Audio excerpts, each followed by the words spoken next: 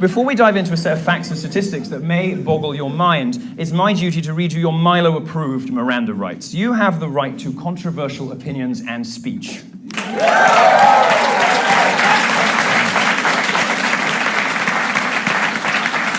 You have the right to confront and to disagree with, to rebut, and to question opinions that don't match your own. You have the right to do all of that without being told that you are violating a safe space.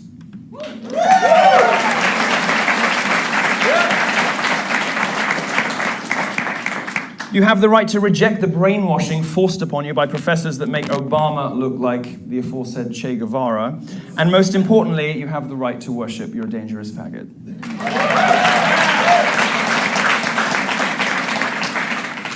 Now, I'm not a real policeman, but no, I know. I have had some policemen in me.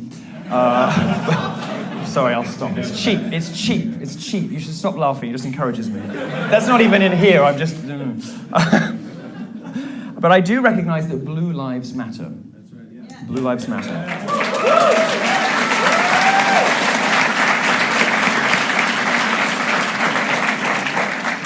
Black Lives Matter doesn't really care about black lives. It's, as we'll discuss shortly, more of a movement for attention, money, and, like most activism, more money.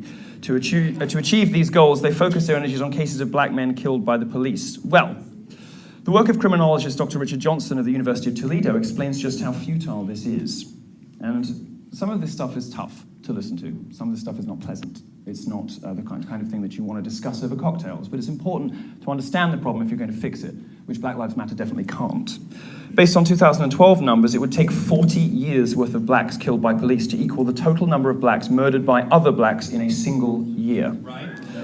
Less than 400 people a year are killed by cops. 61% of them are white men. 32% are black males.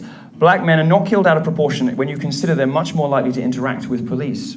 People are killed by police about as often as they're struck by lightning, but I don't see many protests about storms. Black males are 58% of those killed legally by private citizens in self-defense. And you think, aha, we've got you on something. Except 75% of them were killed by other blacks. FBI statistics on murder lay bare the real threat to black lives in America, and that is other blacks. Black men are about 6.5% of the US population, but they commit 52% of all murders.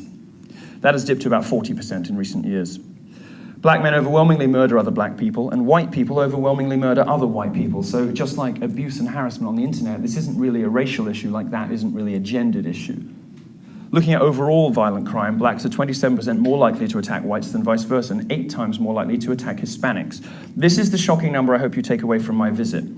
90% of blacks that die of murder die at the hands of other black people, and that's from the FBI homicide report, 90%. We're not here to talk about why this happens, why 74% of black children are raised without fathers per Health and Human Services, and why the government seems intent on continuing a cycle of destruction within the black community. My message is simple. Black lives don't matter to Black Lives Matter. If they did, they'd be confronting these issues instead of ignoring them completely.